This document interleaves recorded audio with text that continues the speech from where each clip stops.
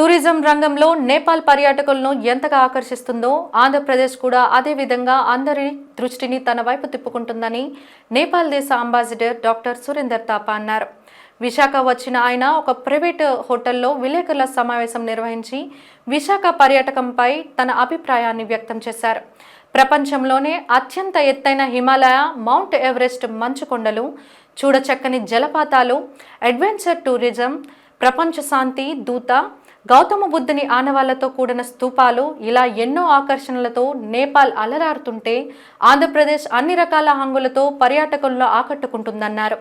త్వరలోనే ఆంధ్రప్రదేశ్లో నేపాల్ కాన్సులేట్ కార్యాలయాన్ని ఏర్పాటు చేసేందుకు అంతా సిద్ధం చేశామన్నారు. ఈ కార్యాలయాన్ని విశాఖ నగరంలో ఉంచనున్నట్లు పేర్కొన్నారు.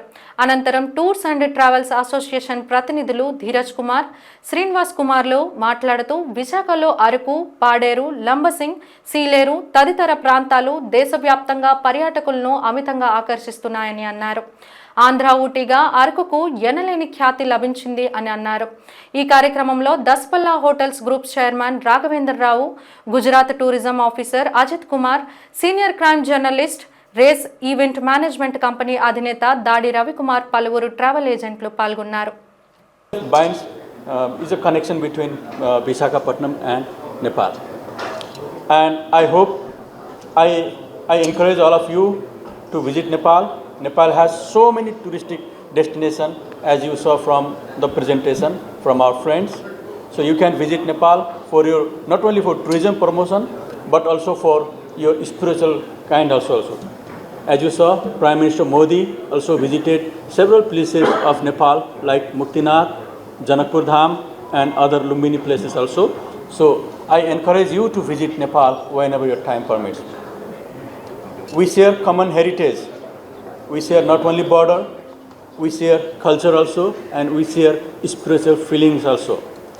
So thank you very much for coming here. Thank you very much for this event. నేపాల్లో టూరిజం దానికి సంబంధించిన అవకాశాలు ఏమున్నాయి, నేపాల్ టూరిజంకి ఉన్న ప్రాధాన్యత, నేపాల్ టూరిజంని ఇంప్రూవ్ చేసుకోవడానికి కానీ నేపాల్ టూరిజంని ఎక్స్పోజ్ చేస్తూ ప్రత్యేకించి ఆంధ్రప్రదేశ్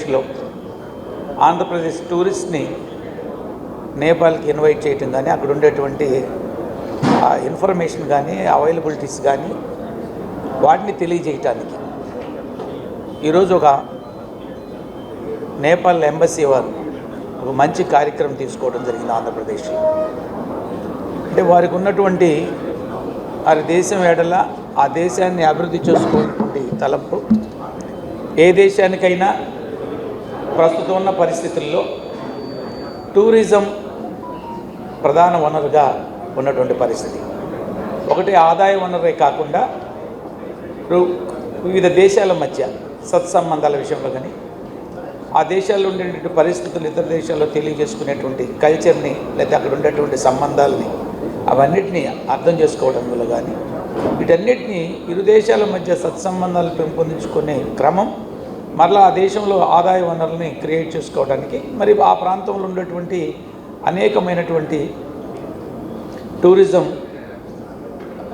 ఏదైతే ఉన్నాయో వాటిని బయట ప్రపంచానికి, బయట దేశాలకు తెలియజేయటం, ప్రత్యేకించి మన ఆంధ్రప్రదేశ్లో లేదా ఇండియన్స్ని ఎక్కువ అట్రాక్ట్ చేసే విధంగా. ఇందాక నేను చూశాను, వారి ఎఫ్డిఐలో ఫారిన్ డైరెక్ట్ ఇన్వెస్ట్మెంట్లో వచ్చేటువంటి దాంట్లో 1/3 of the investment only through Indians ద్వారా వస్తుంది. 21